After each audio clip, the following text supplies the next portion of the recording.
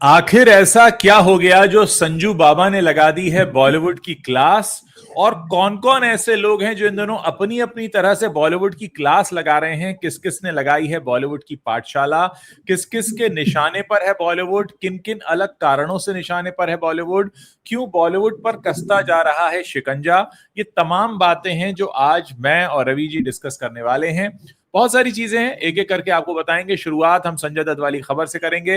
मैं नहीं जानता कि इस खबर को आपने इस तरह से समझा है या नहीं समझा है, लेकिन हम कोशिश करेंगे, क्योंकि बॉलीवुड में भी बहुत तमाम चीजें चला करती हैं और आजकल हम मेन स्ट्रीम मीडिया पर देख रहे हैं लोगों को पाठशाला शो बड़े पसंद आते हैं। हमारे दो दो न्यूज एंकर्स हैं जो पाठशाला वाले शो करते हैं, तो हमको लगा कि भाई अगर पाठशाला लगाई गई है, क्लास लगाई गई है बॉलीवुड की, तो इस पर भी चर्चा करना तो बनता है। धीरे धीरे जो भी दर्शक जुड़ते जा रहे हैं उनसे एक ही रिक्वेस्ट है कि जल्दी से आप जिन शहरों से जुड़ रहे हैं उन शहरों का नाम आप हमें जल्दी जल्दी बताते चलिए। चाहे आप रवि जी के चैनल पर जुड़ रहे हैं या फिर आप मेरे चैनल पर जुड़ रहे हैं, जरूर लिखिए कि किन शहरों से जुड़ रहे हैं, अपना नाम, ताकि हमें पता लगता रहे कि आप हमारी ये जो आवाज है कहां कहां बैठकर सुन रहे हैं। तो अगले कुछ मिनटों में आप सुनेंगे कि बॉलीवुड की क्लास किस किस ने लगाई, क्यों लगाई, क्या क्या वजह है और क्या ऐसा होता जा रहा है। रवि जी, हम कल रात ही डिस्कस कर रहे थे, क्योंकि अक्सर हम लोग रात में डिस्कस कर लेते हैं कि कोई बड़ी खबर चल रही है जो छूट गई हो, या सुबह सुबह कई बार हमारा डिस्कशन होता है कि क्या चल रहा है, और फिर हमारी आपकी काफी चर्चा होती है फोन पर। उसके बाद फिर हम ये टॉपिक्स निकाल कर लाते हैं। तो दर्शकों को ये भी बताना चाहता हूँ कि ये रैंडम टॉपिक्स नहीं है, हम लोग बाकायदा इस पर डिस्कशन करते हैं कि भाई क्या कुछ चल रहा है बॉलीवुड में, और फिर हम यूट्यूब पर देखते हैं कि उनके बारे में कहीं कोई बात नहीं हो रही है। तो फिर लगता है कि भाई ये हमारी जिम्मेदारी है, क्योंकि बहुत सारे दर्शक हमारे और आपके चैनल से जुड़े हुए हैं। तो ये जो संजू बाबा क्लास लगा रहे हैं बॉलीवुड की, क्योंकि संजू बाबा को एक बार हमने, उनकी फिल्म आई थी भूतनी, उसके समय भी क्लास लगाते हुए देखा था, और अब ये दूसरा मौका है कुछ ही महीनों के अंदर जो संजय दत्त का दर्द जो है वो उभर कर आ गया है। क्या जरूरत ऐसी पड़ी है, और क्या अब संजू जो है वो अपने आसपास के लोगों को समझा नहीं रहे कि भैया कर क्या रहे हो। पहले तुम बताते हैं हो क्या रहा है, क्यों क्लास लगाने की नौबत आई। दरअसल देखिए, Sanjay Dutt one of the senior most actors हैं इस इंडस्ट्री में। 45 साल हो रहे हैं। 1981 में उन्होंने डेब्यू किया था।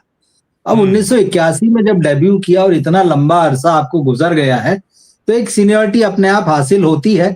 और आपको ये लगता है कि भाई फिल्म इंडस्ट्री, जिसको कि जब उन्होंने कहा कि भाई जब मैं आया था तो एक परिवार की तरह थी, एक दूसरे के दुख सुख में शामिल होते थे, सब आसान थी चीजें। आज की तारीख में वो स्थितियां एकदम बदल गई हैं। और ये बात सही है, 1981 आप देखें और 2026 देखें, बहुत कुछ बदल चुका है। मतलब सबसे बड़ी बात तो यही है कि वो जिस भाईचारे की या परिवार वाली बात कर रहे हैं, हम लोग भी कुछ समय तक पहले कहते थे कि भाई मतलब 15-20 साल तक की बॉलीवुड एक फैमिली जैसा, लेकिन इधर वो फैमिली वाला पूरा फील खत्म हो गया है। सबसे बड़ी चीज तो ये है, सबके अपने अपने स्वार्थ हैं, सबके अपने अपने सोच हैं, सब अपने अपने तरीके से काम कर रहे हैं। और जो प्रोफेशनलिज्म के नाम पर जो कट थ्रोट कंपटीशन शुरू हुआ है, वो सबसे बड़ी दिक्कत वाली बात है। पहले भी कंपटीशन था, ऐसा नहीं कि पहले कंपटीशन नहीं था, लेकिन बड़ा हेल्दी कंपटीशन था। सब लोग एक साथ उठते बैठते थे, एक साथ बातें होती थी, मिलते जुलते थे। अभी वो नहीं रह गया। पहले मल्टी स्टारर फिल्में बनती, अभी तो चलिए हाल फिलहाल के एक दो उदाहरण छोड़ दें तो वो देखने ही नहीं मिलता है। और मल्टी स्टारर में भी सबके काम, रोल और वैनिटी वैन बटे हुए होते हैं। तो संजय दत्त की तकलीफ वही है, वो वही बता रहे हैं कि पूरा बॉलीवुड बदल चुका है और अब इसमें जो है कोई परिवार वाला मामला नहीं है कि लोग एक दूसरे की मदद के लिए आए। यहाँ तो हम एक दूसरे पर हमले करते हुए देख रहे हैं लोगों को। कोई डायरेक्ट कर रहा है, कोई इनडायरेक्ट कर रहा है। तो जो पाठशाला वाली बात आपने कही, अभी हम इस पर करेंगे भी, तो संजय दत्त ने सुना दिया है बहुत ढंग से। और यही वजह, आप संजय दत्त देखिए कि इधर लगातार जो है साउथ की फिल्मों में आए हैं। बॉलीवुड फिल्मों से ज्यादा वो साउथ में दिखे हैं जी, पिछले कुछ सालों में जो कमबैक हुआ था उसके बाद केजीएफ में दिखाई दिए थे जी। हाँ। और अब एक बार फिर से वो बॉलीवुड में एक बड़ी फिल्म बनाने की तैयारी में है, जो खलनायक का सीक्वल होगी। मुझे लगता है उससे पहले शायद फिर से एक बार अपनी मौजूदगी दर्ज कराना, या जो थोड़ा एक मैदान अपने लिए तैयार करना होता है, वो उस कोशिश में शायद लगे। 2-3 दिन पहले उनका जन्मदिन भी था। सलमान खान उनसे मिले थे। हाँ, 29 जुलाई को। हाँ, तो सलमान खान बहुत वार्म हग, और फिर उसके बाद में सलमान ने उनके बारे में कुछ बातें लिखी थी। अब इस तरह की चीजें नहीं मिलती, शायद उसी वजह से संजय दत्त तो इमोशनल है थोड़े, तो उन्होंने वही लिखा कि भाई ये तो तस्वीर के बाद में ये खबर आई है कि अब वो परिवार वाली और पहले वाली बात नहीं रह गई। बदलने की जरूरत है इसको, क्योंकि बॉलीवुड संकट में है, मुश्किल दौर में है। यहाँ पर इनको एक दूसरे का हाथ पकड़कर खड़े रहने की जरूरत है। संजय दत्त मुझे लगता है उसी तरफ इशारा कर रहे हैं। देखिए, एक बात कही जाती रही है कि प्रोफेशनलिज्म, हम पहले समझ लेते हैं प्रोफेशनलिज्म और अनप्रोफेशनलिज्म क्या है अंतर।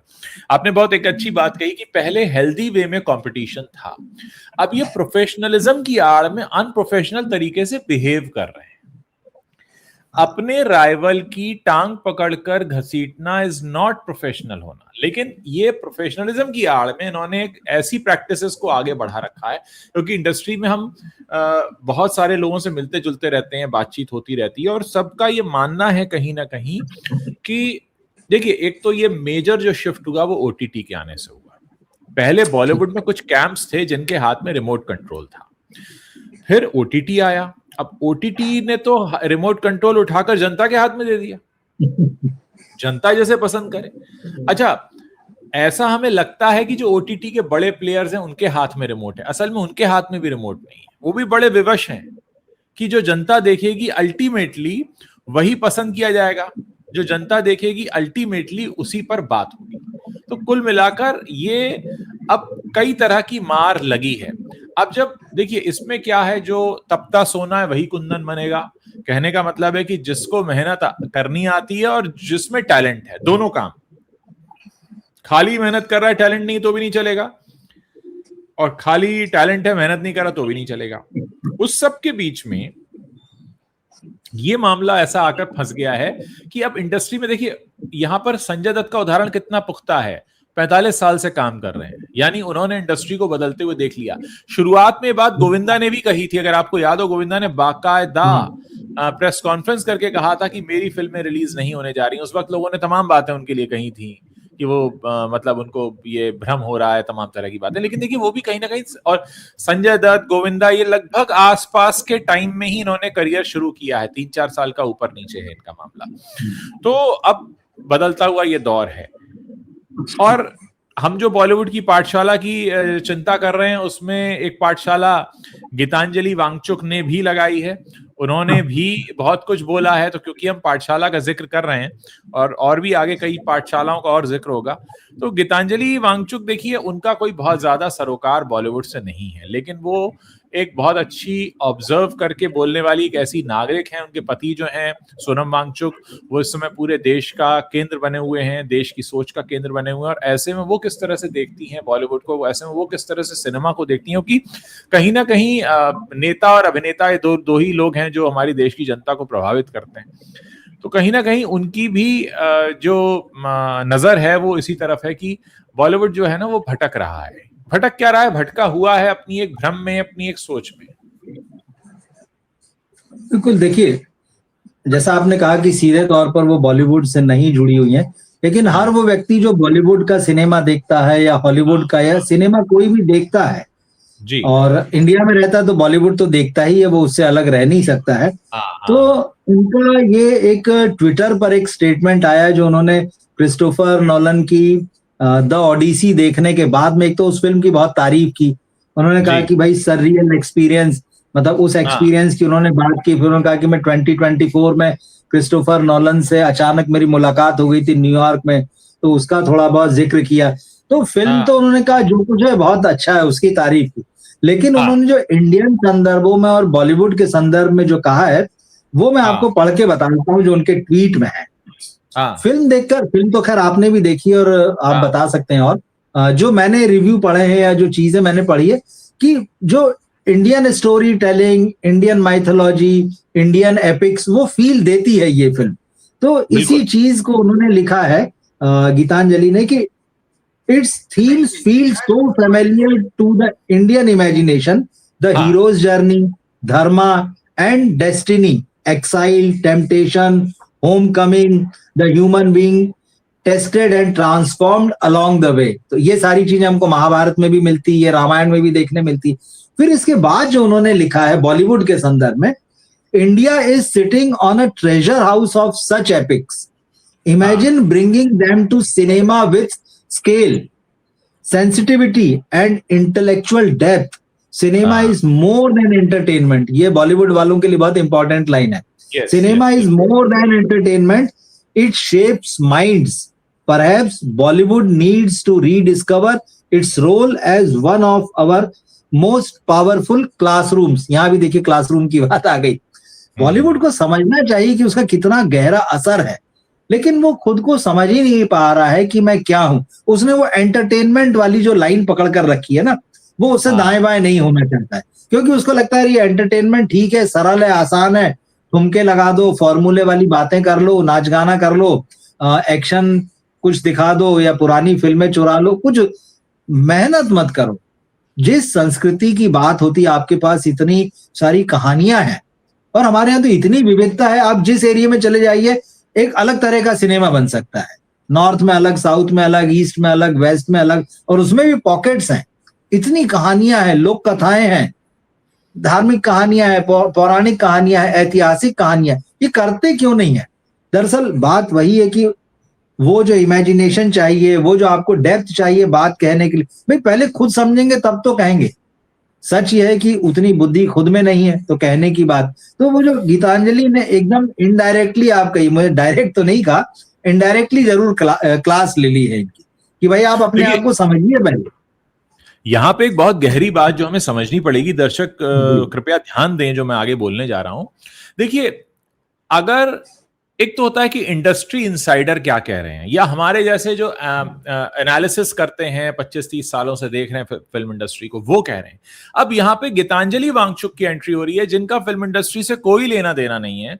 वो एक दर्शक के तौर पर जुड़ी हुई हैं, वो कोई फिल्म पत्रकार नहीं है, इंडस्ट्री के अंदरूनी लोगों के साथ उनका कोई इतना उठना बैठना नहीं है। एक ऑब्जर्वर के तौर पर जब वो इतनी बड़ी बात कह रही है, यानी अब मामला कहते हैं ना कि लिमिट क्रॉस कर चुका है। जो आपकी इंडस्ट्री से नहीं है लोग, वो लोग भी कमेंट करने लगे हैं। इसका मतलब है कि सच में कुछ गड़बड़ है।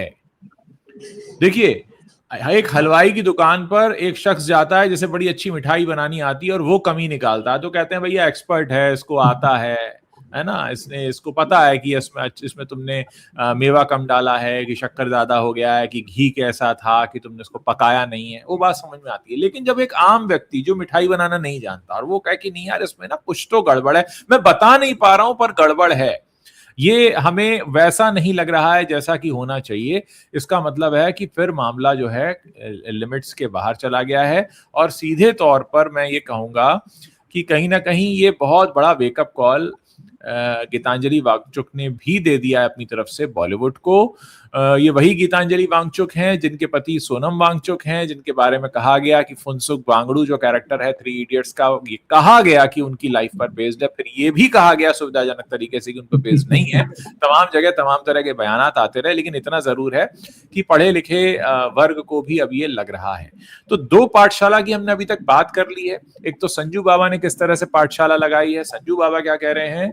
संजू बाबा ये कह रहे हैं कि पहले इंडस्ट्री में प्रोफेशनलिज्म था, लेकिन अब बहुत गंदी तरह का गला काट प्रतिस्पर्धा चल रही है जिसमें इंडस्ट्री का नुकसान हो रहा है। तो बहुत बड़ी बात कहते हैं। दूसरी तरफ गीतांजलि वांगचुक हैं जो ये कह रही हैं कि जिस तरीके का सिनेमा बनना चाहिए वैसा सिनेमा नहीं बन रहा। उन्होंने ओडिसी फिल्म का उदाहरण दिया है, जो कि एक हॉलीवुड फिल्म है क्रिस्टोफर नॉलन की, अभी 2 हफ्ते पहले आई थी। उसमें उन्होंने कहा देखिए कितने अच्छे से उन्होंने अपनी एक तरह से अपनी पौराणिक गाथा को जिस तरह से पिक्चराइज किया। मैंने खुद देखी थी फिल्म, वाकई वो बहुत इंटरेस्टिंग वे में बनाया। हम भी ऐसा कर सकते हैं लेकिन हम नहीं करते हैं, पता नहीं कहाँ भाग रहे हैं। हम कुछ खास फ्रेंचाइजी के पीछे भाग रहे हैं। सबसे बड़ा उदाहरण हाल ही में बड़े मियाँ छोटे मियाँ का है, जहां सिर्फ एक नाम ले लिया गया पुरानी हिट फिल्म का, और जो नई फिल्म आई उसका तो आपको पता ही है कि क्या हुआ बॉक्स ऑफिस, जाकर आप रिपोर्ट देख सकते हैं। तो ये 2 पाठशाला का हमने अभी तक जिक्र कर लिया है, लेकिन एक तीसरी पाठशाला भी लग रही है जहां पर कई बड़े ऐसे फिल्मी सितारे जो देश के हालिया सामाजिक और राजनीतिक माहौल पर कमेंट कर रहे हैं, उनके ऊपर जो है कुछ ऐसे फिल्म पत्रकार निकल कर आ गए हैं जो आम तौर पर बॉलीवुड सितारों के अगेंस्ट नहीं बोलते हैं, जो उनकी हाँ में हाँ मिलाते हैं, जो जी हुजूरी करते हैं। लेकिन आज, और खासकर वो ऐसे पत्रकार हैं जो देश की बहुत बड़ी बड़ी फिल्म पत्रिकाओं से जुड़े रहे हैं। ऐसी फिल्म पत्रिका जिसके नाम पर एक पूरा का पूरा अवार्ड फंक्शन होता है और उस अवार्ड को लेने में पूरा बॉलीवुड बड़ा गौरव महसूस करता है।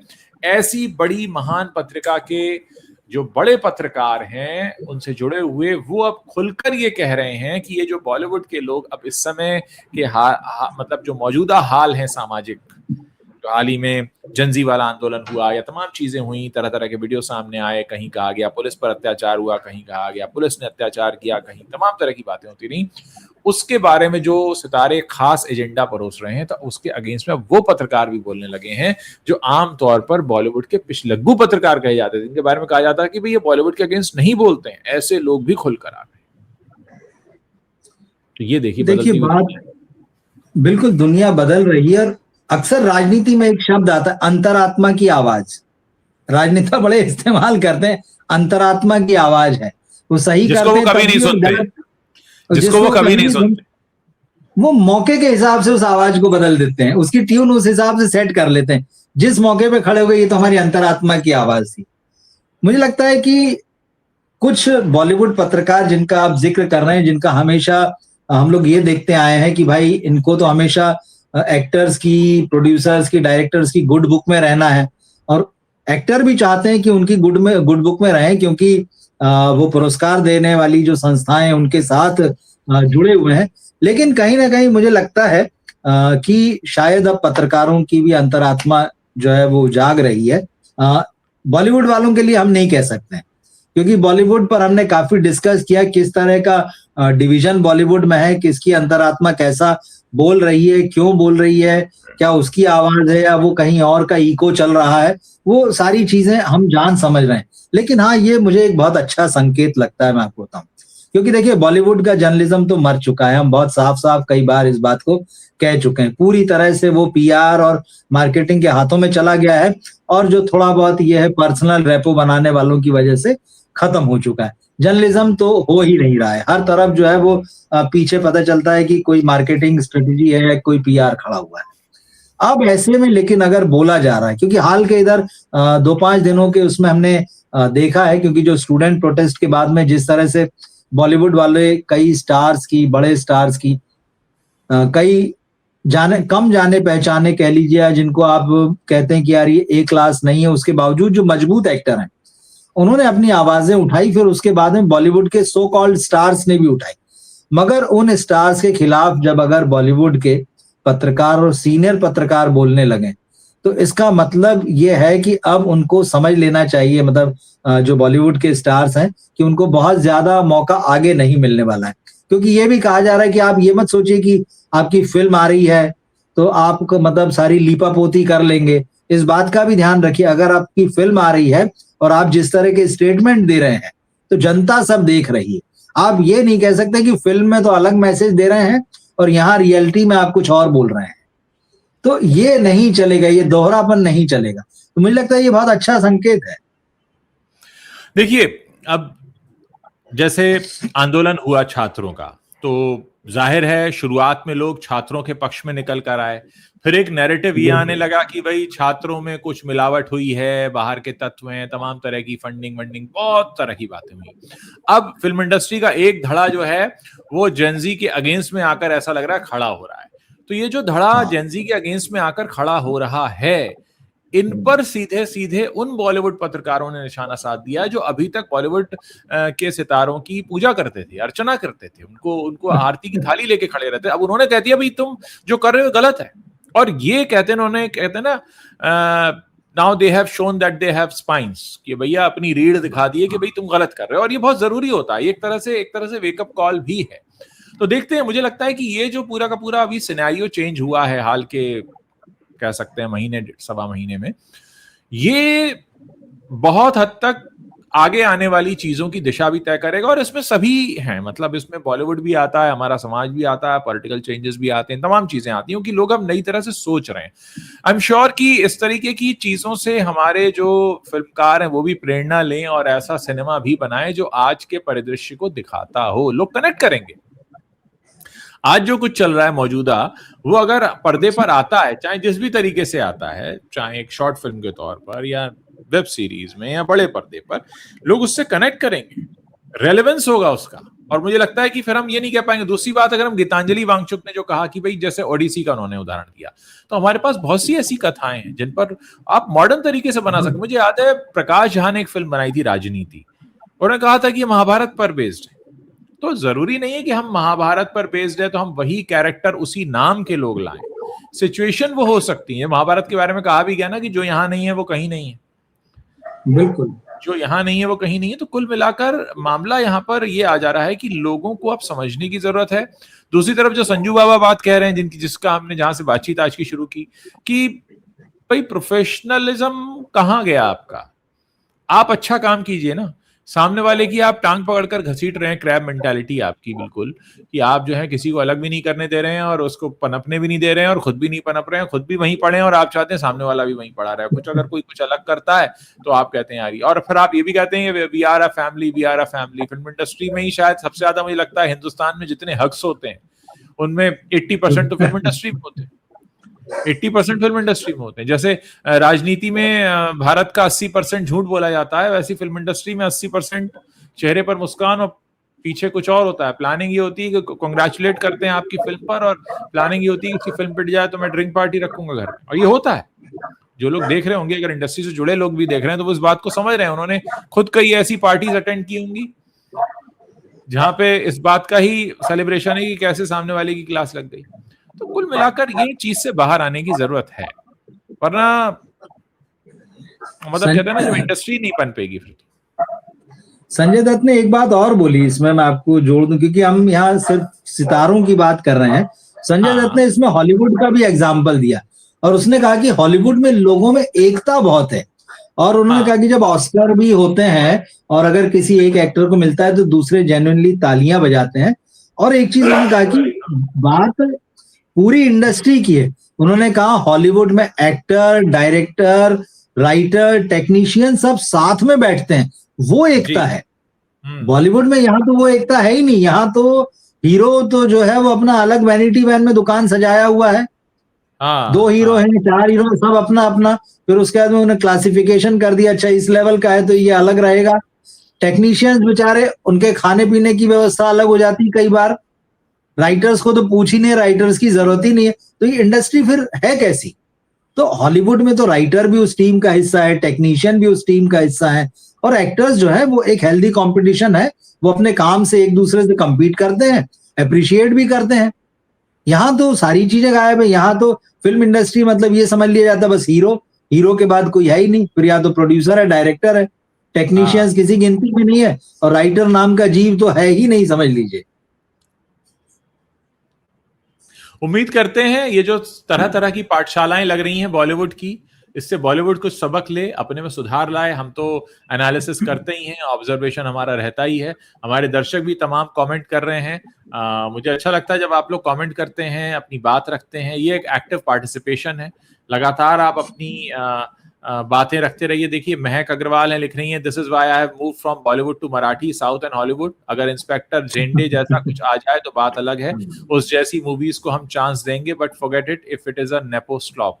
तो देखिए कुल मिलाकर लोगों का जो रुझान है वो भी हमें देखने को मिला। इंस्पेक्टर झंडे पे याद आया, आज मैं मनोज वाजपेयी जी से मिलने गया था, अपनी किताब उन्हें मैंने भेंट की, जो मेरी नई किताब आई है।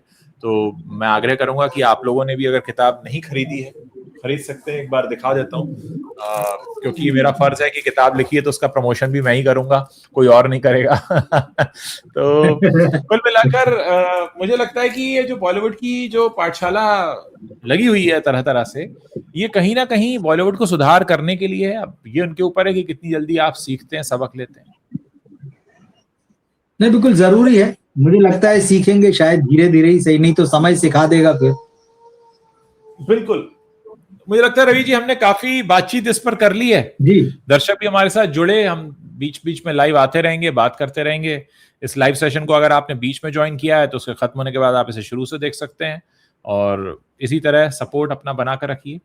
Thank you, thank you, thank you Ravi ji, thank you दर्शक जी, थैंक यू। सभी दर्शकों को भी धन्यवाद।